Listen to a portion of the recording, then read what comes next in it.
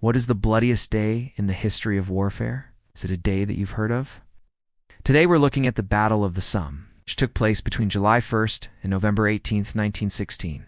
During the First World War, this battle involved the British Expeditionary Force and the German Empire. It is primarily remembered for the opening day on July 1st, 1916, when over 57,000 British soldiers were casualties. That's nearly 20% of all British military personnel who have ever died in a single day. So why do we remember this battle? What was its objective? The British objective was to relieve pressure on the French at Verdun and to break through the German lines. The battle is considered to be one of the major operations of the war. Imagine being in the trenches. Conditions were awful. It was thick, sticky mud, barbed wire, machine guns everywhere. But there was also a new technology on the battlefield: tanks. The British used 493 tanks during the battle, but only 96 of them actually made it to the front line. Artillery was also a key weapon used during the battle.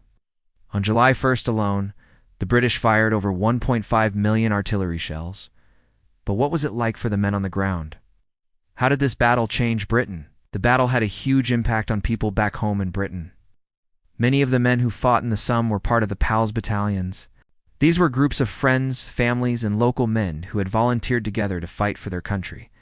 Entire communities were wiped out. By the end of the fighting, more than 20,000 of these PALs had been killed.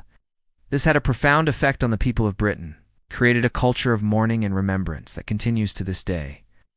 The fighting eventually ended on November 18th, 1916. The British advanced 5 miles into enemy territory and captured the town of Beaumont-Hamel.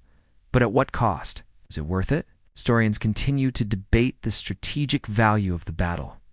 Some argue that it was a necessary part of the war that helped to break the stalemate. Others argue that the cost in lives was too high and that the strategic gain was not worth it.